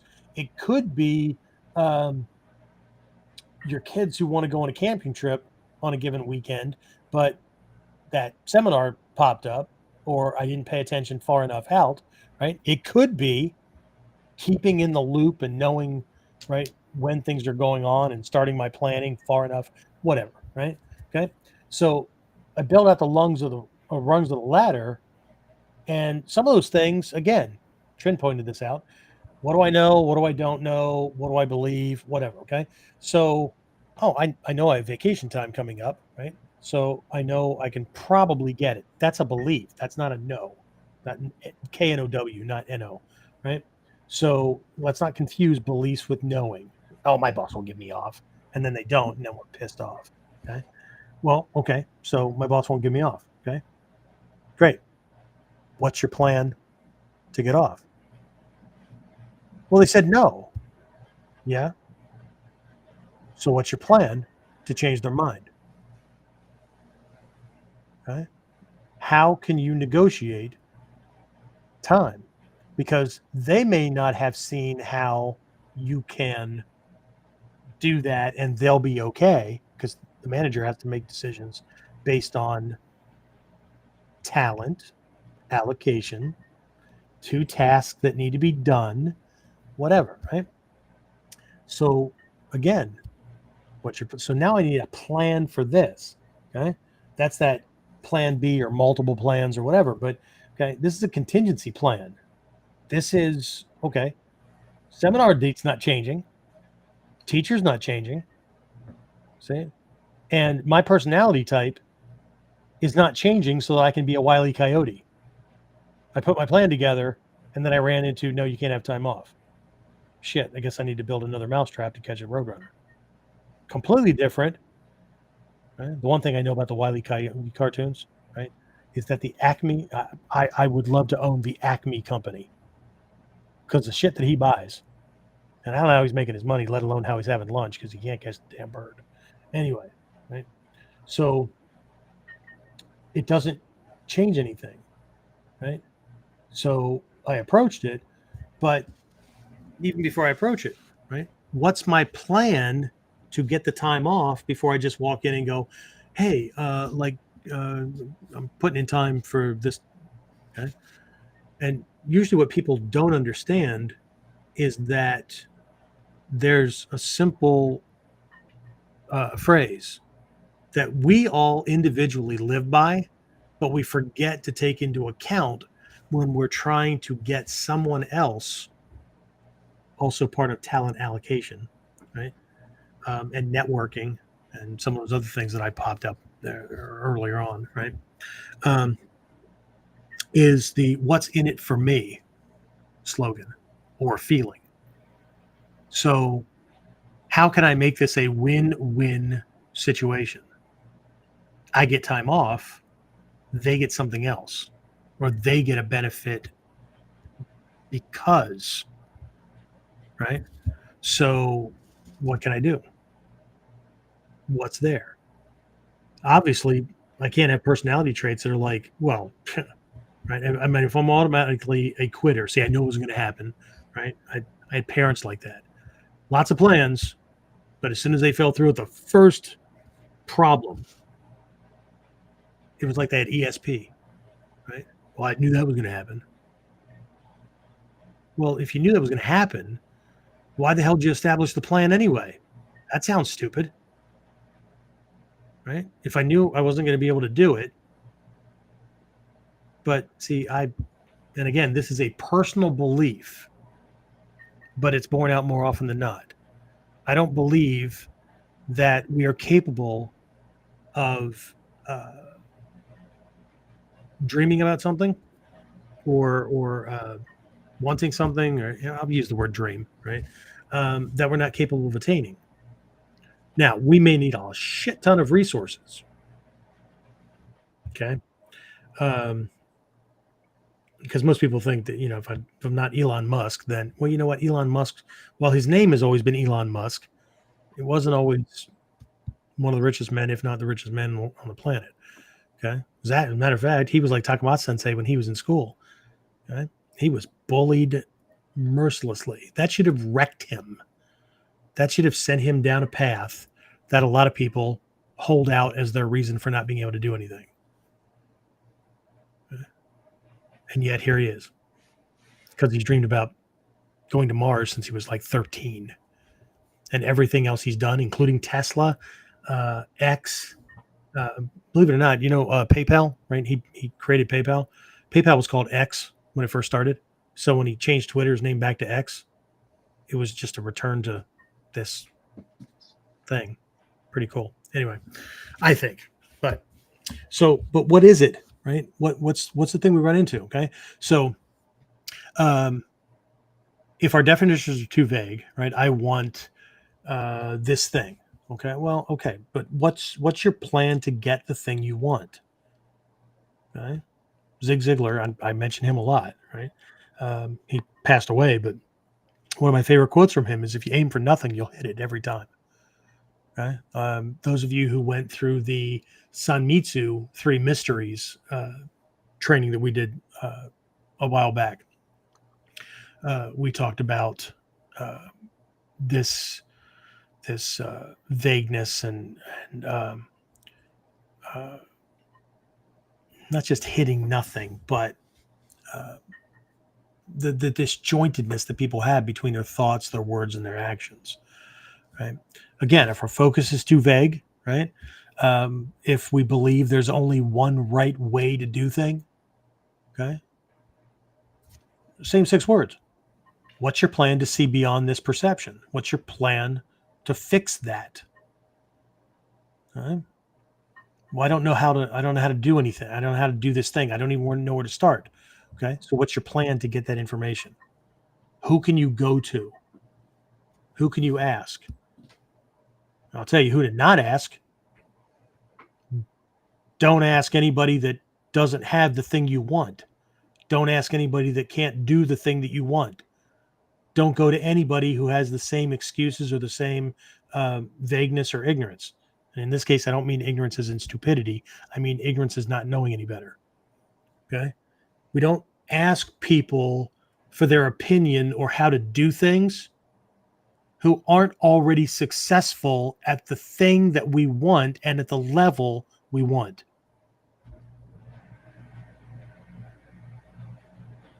I don't feel comfortable talking to people like that.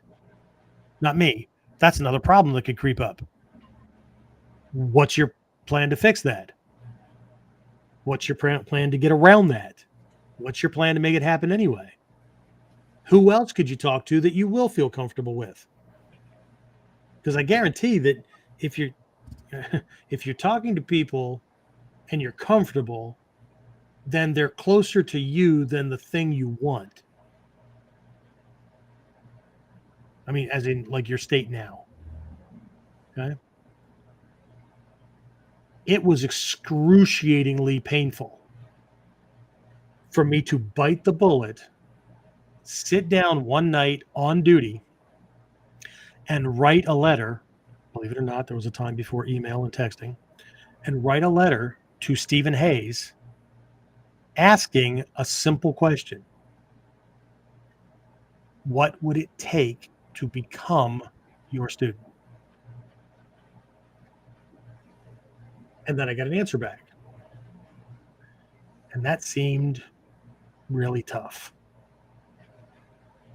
Really tough. But I had a choice. Do I want this or do I not want this? I had to develop a plan. Because I had military duty, which means uber limited time off. I was living in what was then West Germany. He was in, coincidentally, Germantown, Ohio. Married, 2 kids.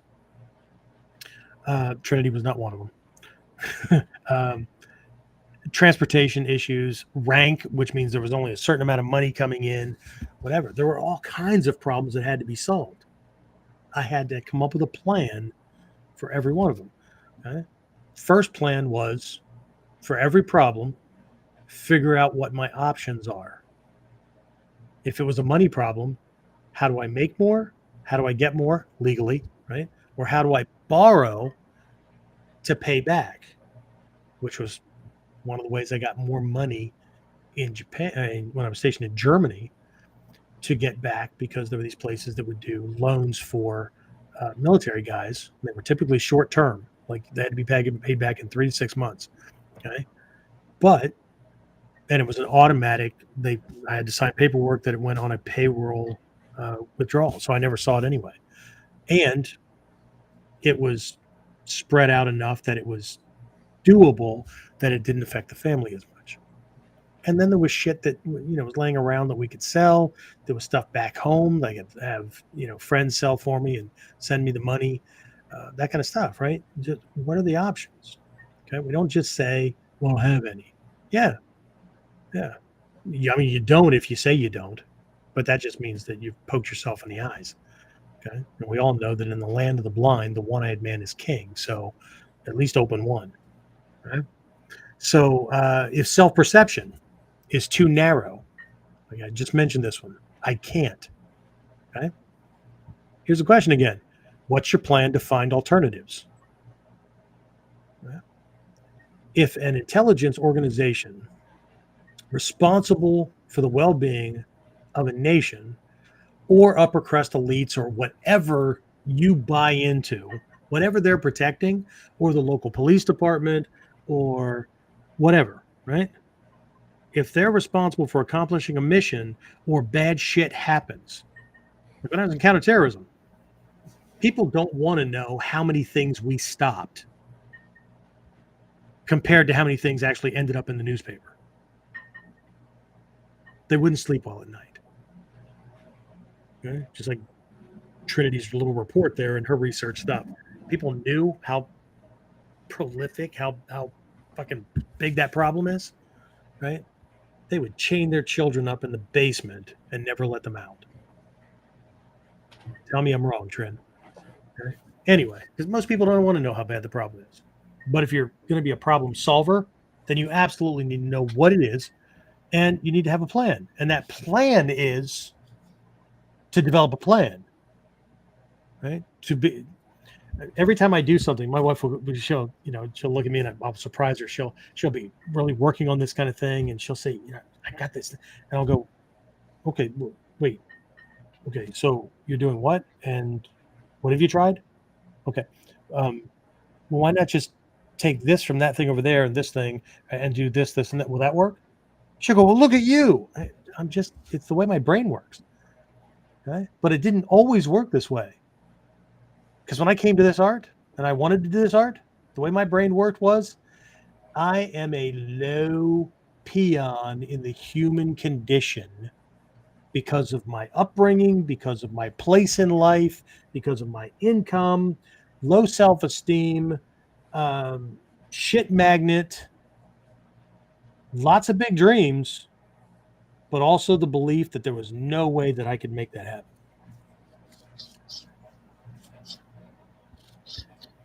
Most people don't start off as just like James and I joke around. There's some teenagers that are like, could fix an easy problem. I don't know how to do that. You think everybody else around you that knows how to do it came out of the womb knowing how to do it? They all used to not know how to do it as well. And so they either found somebody who could teach them how to do it, or they had somebody who took them under their wing, showed them how to do it, or they looked it up, researched it, or they tinkered around till they figured it out. Now they can do it. Okay? And they made a lot of mistakes in the beginning. And probably got yelled at too, because the other person who knew how to do it was impatient. How could you not know this? Well, the simple answer is I didn't come out of the womb knowing it. If I did, I wouldn't need you to teach me. So how about if you pretend that I'm just like you were before you knew, and not like I should be like you are now? Biggest problem with a lot of teachers, right? Shitty assumptions. Anyway, right? So perception's too narrow. I can't. Well, on top of that being too vague, what's your plan to find alternatives? Okay, what's your plan? And even if you have to take whatever it is you're doing, I can't do that thing. Okay, what part of it can you do? If anybody's been through the Ninja Motivation and Influence program, James, you know what I'm talking about, right? Mm-hmm. There's a whole framework. And a part of that framework is sometimes you have to reduce things to the smallest actionable step that you can do now. Because one of the biggest problems that people have is they think too, I used to say they think too small, but sometimes they think too big. Couple that with vagueness and everything goes to hell, right? So, I can't make more money. Well, there's Facebook and eBay marketplaces and shit like that all over the place, right? So you have anything laying around the house that, okay, good. Figure out how to list it, right? That's one small step. How do people list it? Or just look it up and see if this is something that's listed by a bunch of people, and how often or how long has that listing been there, right? So, if the listing's been in place for a month, probably not a lot of call for it. But if it's only been there for a day or so, and I can look back in that person's listing history and they keep listing the same item, then they're freaking selling like hotcakes. So, right, I figure out what the going rate is and I post it. And maybe it doesn't sell. Okay. Well, maybe if I just charge half as much, well, then you'll make half as much and have to sell twice as much to make what you need. How about if maybe the problem isn't in the money? How about if the problem is in the communication of value? Maybe I need to describe it better than he does. Okay. Maybe I need to know who is in the market for that kind of thing and what they value and why they would want this thing, and then describe it along those lines instead of just putting it up cracked teacup, 25 cents. Not a yard sale. Although there's some people, including there's a freaking multimillionaire out there in the business world. His name is Gary Vaynerchuk, right? Gary V. His new side hustle that he does for fun does that kind of stuff. He goes to yard sales and flea markets and stuff, and there's ways to look this stuff up online, right? And buy stuff from these vendors who are selling it for a dime or $2 or whatever. But he looks it up and like it's going online for $25 or it's going online for $2, but you could buy it for a quarter. That's a 400% markup. Holy shit. And they're paying for shipping. Holy shit. Right? So there's people that are making freaking 6-figure incomes buying shit at yard sales and at flea markets and posting it online and selling it. Roughest work is the tediousness of listing it, but then packaging it and taking it down to UPS. Well, that's not very fun. Oh, okay. Well, how about when the money comes in? Will what you be able to do with it be fun? I have a black belt. He's long since retired. His name is Richard. When Richard first came to me, he was working for the Postal Service. He was a farmer, but apparently with all the government subsidies, there was no money to be made in farming. So he worked full-time delivering mail. And I said, do you like it? He goes, no, not particularly. But it affords me the income that I need so that I can live the lifestyle I want, and my wife and I can take those 2 big vacations a year that we like taking. And my answer was, fair enough. Right? So, as a matter of fact, my stepson, he's home from the Air Force. We're talking about a mutual family member who's decided that they don't want to work because it's not good for their mental health. I said, they keep messing with my wife's mental health.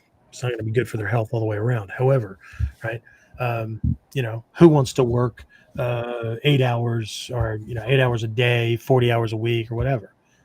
I don't know. There's a lot of things that I have to do that I don't like doing, but I do it anyway. I generally like everything that I'm doing to put out for folks. But how about a different question? Instead of the defeatist question, who wants to do that? To, well, I don't know, who wants to enjoy the fruits of the labor to be able to do these other better things? Right? Conditions of life. Okay? So here's another problem that could pop up to exacerbate the problem. Priorities are not in alignment with the mission. Okay? So let's say there's an operative that's being sent out to collect information about something, but they've got their designs on a promotion or a shift to a different department. How much attention are they actually going to put on the task at bringing back the information as compared to the guy who is absolutely convinced that if they don't get this right, this enemy is going to do shit and wreak havoc and people are going to die. I don't have to like it, but if I screw this up, so kind of like one of my teachers in this art used to remind us in the dojo, you better put your freaking heart in this. Right? Stop playing around like this is all soft, mamby-pamby kind of training because you can feel all warm and fuzzy because you got yourself a black belt. If you screw this up, black will be involved, but it'll be your family wearing black. Right? Or it might be you wearing black because you couldn't protect your family. Right? So if the priorities are not in alignment with the mission, right? It's impossible, but it'd be nice if I had it. or that'd be really cool. Right? Having a black belt's cool. What you can do to protect people's lives with these skills, regardless of whether or not you have a black belt of whatever number, right? That's not cool. Not in my perspective. That's essential. Because self-protection is not a luxury. It's not a choice. It's a responsibility. Okay? Because if we don't do it, if we don't develop the skill to a significant degree to be able to do it for ourselves, then what are we doing? We're abdicating our safety and the safety of our loved ones and those we choose to protect to somebody else. We have to hope that they get it right, whether they wear a badge or a military uniform or whatever. Sorry. I'm not somebody to put that kind of, to abdicate that kind of responsibility to somebody that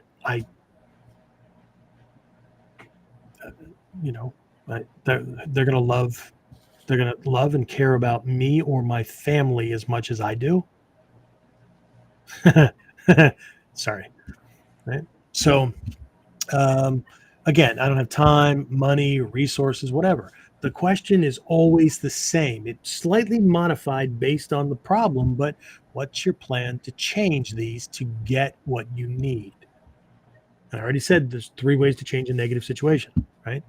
We do it anyway, right? We change it or we drop it, right? Because part of right effort is also in avoiding the negative.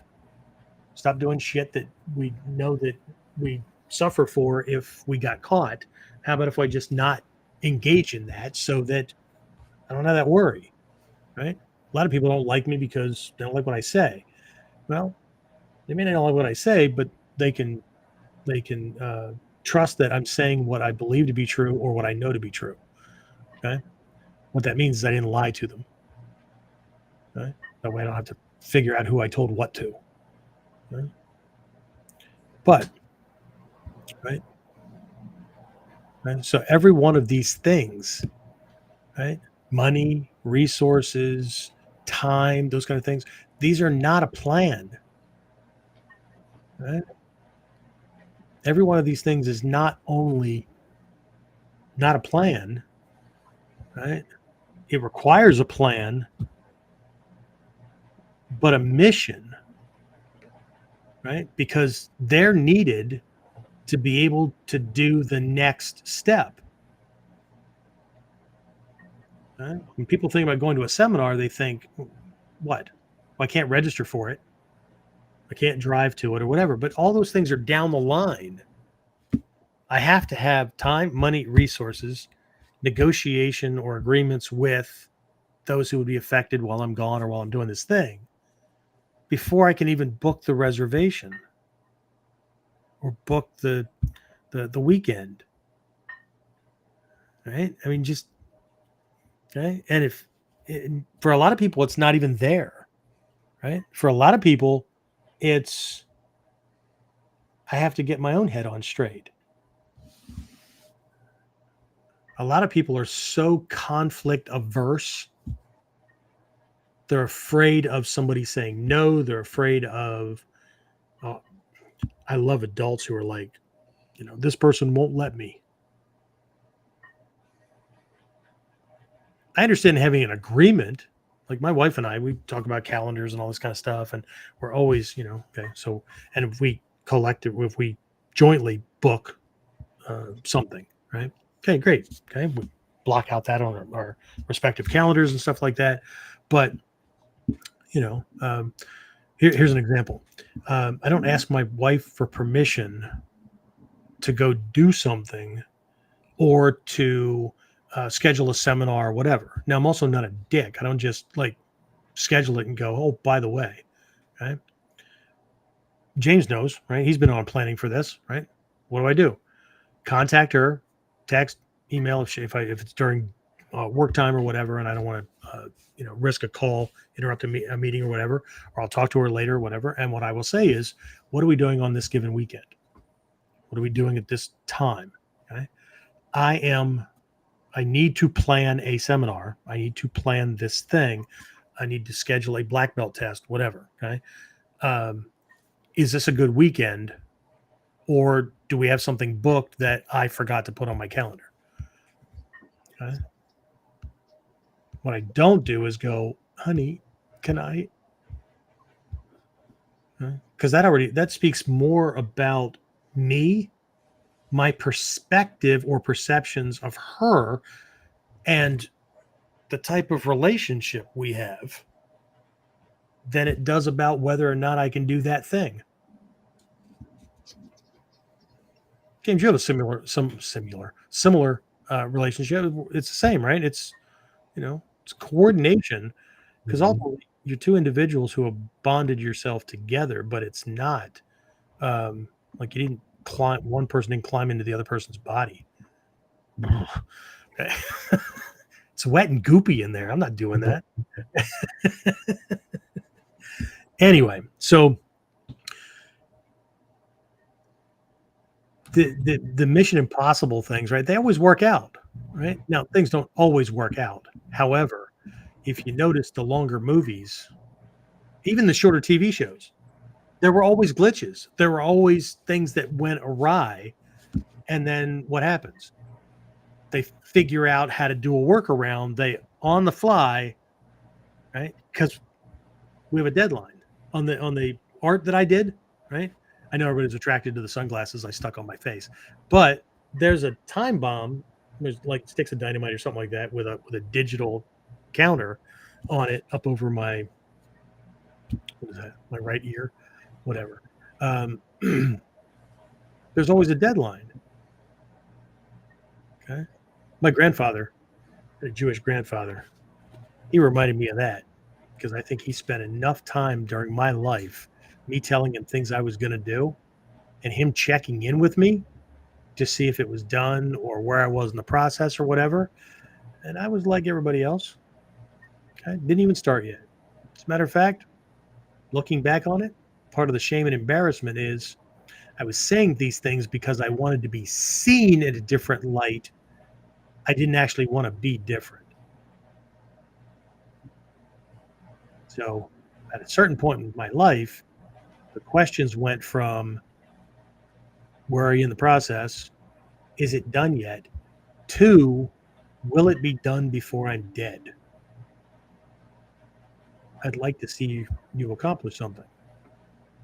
But I can't see that after I'm dead. Just like we can't accomplish anything after we're dead. Not that we know of, and not we're leaving this body behind. So if something exists after that, it can't possibly be in the same guise as all the descriptions, because you won't have the sense faculties with you. Anyway, so what's your plan, Stan? Run out the back, Jack? No, I'm sorry, that's a different song. Okay, so that's it's even the Mission Impossible things, right? Something that's impossible is impossible by its very nature.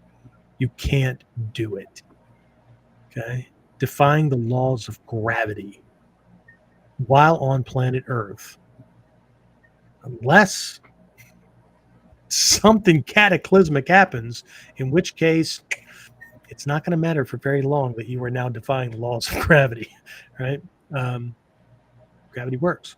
So this really does go back to, it seems impossible because of our viewpoint, because of our belief system, right? Our habit patterns, the options that we think we have or we don't have, right? And what we're willing to do. Thought word indeed. What do we know? What we don't know. What do we believe? What do we don't? But that's all part of thought. Word. What's the plan? Okay. And deed. Right? What are you willing to execute on? We need all three. Okay. But whenever you run into a problem, the question should be, what's my plan? Okay. And I'll wrap this up with two things about a plan. Because some people and I get this because I've been in this condition often, right? Don't know where to start in building their plan. Would you agree with that, James? Right? So there's some things that I don't even know where to start. Okay, great. Okay? So what I got from Shoshi Malmstrom way back was you need a plan. So you either make one or you borrow one. So I can ask a mentor or read a book by somebody who did it or go through a course or whatever. And there's the plan. Okay. So now, might I modify it? Yeah, once I understand how those plans are built. Okay.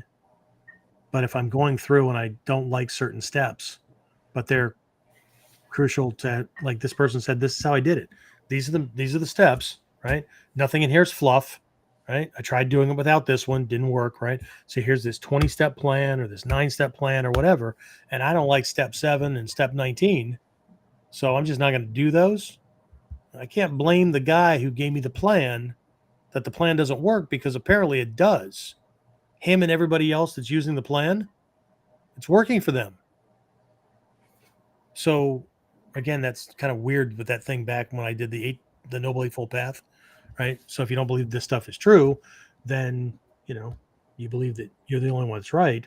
Well, then every enlightened person since the dawn of time is a liar and a fraud. Just like if I bought a plan from somebody, or I got a plan from somebody who's able to do what I want to be able to do at the level I want to be able to do it, and I don't like the plan, so I'm going to modify it, or I'm going to drop things that I don't feel comfortable with or whatever, and then I'm going to turn around and blame him. Well, this plan doesn't work. But you went to them because they can do what you want to do. Well, they probably just screwed up the plan because, they didn't want me to, Why would they? I don't trust the guys online that are like, let me give you these 3 techniques and you will be able to defend against every attacker in 30 minutes or less for the rest of your life. I'll buy that, because probably when you try the first one against the wrong attacker, your life's not going to last very long. Anyway, all right. So let's wrap this up. What do we have? Questions, comments, complaints? Dave said, I don't know that anything is impossible. We just got to find the right angle to accomplish it. Which is why right perspective, right view is number 1 on the list of the Noble Eightfold Path.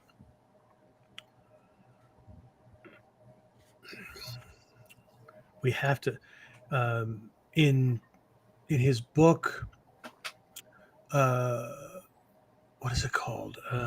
Wisdom from the Ninja Village of the Cold Moon.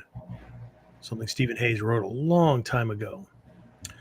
And it was one of the last books I ever loaned out to anybody, because my shit kept not coming back. And then that went out of print. And I have one now, but it was used and somebody marked it up because of things they needed to remember. But there's a really cool passage in there, and I don't have it right in front of me, so I'm just going to paraphrase, right? He goes down through this long list of things, right? Stabs and swords and all these skills and whatnot, right? That are, and it wasn't an inclusive list by any means. List all these things. And then the last line is, then why are so few willing to either stop or lay down at the foot of the path? We can do it. There's all this stuff, right? And then we're going to pick that much because that's what we think is all that's necessary. Oh, did I said I was going to mention it before, that little lesson that the 10-year-old got during class tonight. We're working on, my students have creeds and vows and things that they have to learn because they're statements of how we live as warriors. Okay? I intend to develop myself in a positive manner and will avoid anything that would reduce my mental growth or physical health. Fantastic, right? I intend to use what I learned in class constructively and defensively to help myself and my fellow human beings and never to be abusive or offensive. Those kind of things, right? So for the rank that he is right now, out of these 8, he needs to know the first 3 for his upcoming test, which is not this week. Is it Tuesday of next week? Something like that. Anyway, something like that. Yeah. So he's got 1, 2, he's got about half a 3. And so I was helping him through the last part, and he said, okay, so I only need to like fix the last part, right? And I said, I understand what you're saying is 10, but I also hear your inflection, okay?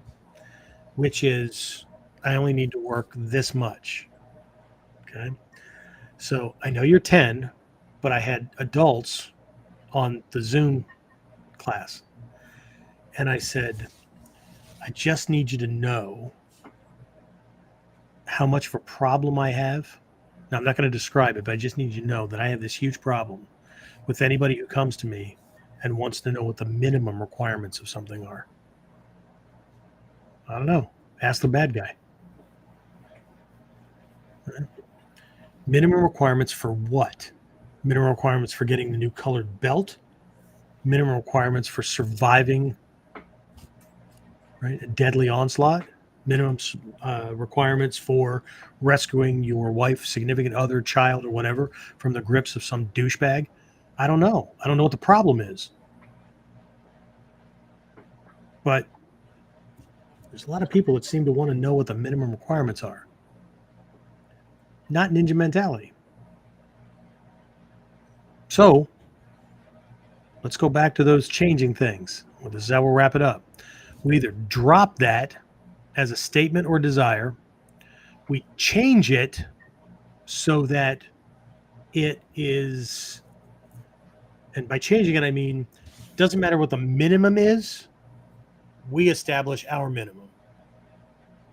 So if we make that, we're way past this other thing. Okay? Or we do it anyway, to the greatest degree possible. Okay? Anyway, last minute, anything? Questions, comments? Check your email. There's stuff out there I sent out today for Thursday's Fudomyo, bringing out your inner Fudomyo for the martial artist, and how that is reflected in Ninjutsu and how you can integrate it into your practice, not just for your Ninjutsu practice, but for life. Excuse me. There's the reminder about the upcoming intro to the katana, samurai sword thing. We're doing a half-day seminar from the academy, so you can either do it live or you can do it via Zoom. You'll just need to make sure you have at least a boken to be able to do that. Otherwise, because I do have a hard, fast rule for that seminar and for future upcoming things. Okay. If your plan is to sit on your ass and watch the screen like I'm some dancing monkey, you'll need to turn your camera off because I don't want to see it. And the other students don't want to see it either. Okay? If you're training virtually, that implies training. If you're not, then why not just wait for the damn recording? Unless you just have this imperative need to talk to me. It's a training class. Okay? So for that sword thing, anybody just know that if you're sitting, lying, kneeling, facing Mecca, dancing, anything but training, I'm going to flip your camera off. Not flip you off. I'll just flip. Say, I could have said I'll flip you off, but right? Nobody needs to see, no one needs to see that. Right? So what's your plan to be an active member of the dojo, either live in the dojo or virtually? I should just start using that. That should just be my question for the rest of 2024. That'll piss some people off. Remember that one year that I just asked why all the time? Did like why like minimum 5 times until it got to the core problem? Yeah. Nobody likes that. Right? Because that's at least 3 more whys past the bullshit that they planned for. Plan A, plan B is to justify plan A. And And plan A was only built around comfort and minimum necessary to not lose my job or my status as a student or whatever. Well, anyway. All right, James, what do we got? Anything? No, sir. No. Not even from you. Wow. All right. That's it. I'm glad you're in a better mood, right? Just need to kill that deer. Did you? Because I hit one time and it wrecked the front of my friggin' car, and it just went into one of those stasis modes. I thought it was dead. Meanwhile, I'm calling the insurance company and the police and whatnot. And this fucker got up and like shook itself off and didn't even limp off into the woods. It like trotted off like doo-doo-doo.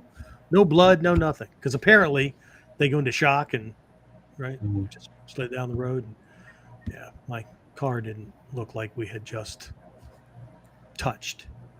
I like how people do that. Yeah. So like this happened and then we just touched. The damage doesn't look like you just touched. And since I'm a former investigator who has seen more than enough of these things, yeah, I'm not going to run the math equation that tells me what the speed actually was. However, anyway. All right, so I think that's it. So if you are with the program, one of the emails that went out was what the live training opportunities are this week. So don't miss those. I'm trying to get on to a schedule. I missed the last week or whatever, but so at the end of the week, Friday or Saturday, Sunday, something like that, I try to send out kind of a newsletter digest of things that we did in the previous week. So the link to the previous week's KUDEN thing, the reminders about what we did in the previous classes, for those people who were Inner Circle, Ninpo Masterclass, Shinobi Kai, those folks, a link to the Whiteboard Wednesday, that kind of thing. And then there's one that either goes out, if one goes out Saturday, the other one goes out Sunday. This week it kind of worked out where one went out yesterday. That was the previous week's one. And then this morning one went out where, and it just says where will Daishiya and Miller be live the week of whatever. And then that kind of gives you a heads up on things are coming up. Right. So if you can't find all the other individual emails or social posts or whatever, so I was busy as hell today putting all those things out. Try to find the master email that just kind of has those things listed. That way it gives you a way to catch up on things that you might have missed, and it gives you a look forward so you can plan better. What's your plan to be on a Whiteboard Wednesday or to not miss an upcoming event or whatever? I think in the one today, I forgot to put the reminders for fall camp in November and Daikomyo Sai in January. So I have to try to remember to do that for the next thing. All right. So if that's it, I'm going to go ahead and wrap this up, and I will talk to everybody again next time on KUDEN. Get more of KUDEN Radio. Subscribe through your favorite podcasting site, or join our clan of serious modern warriors at onlineninjaacademy.com.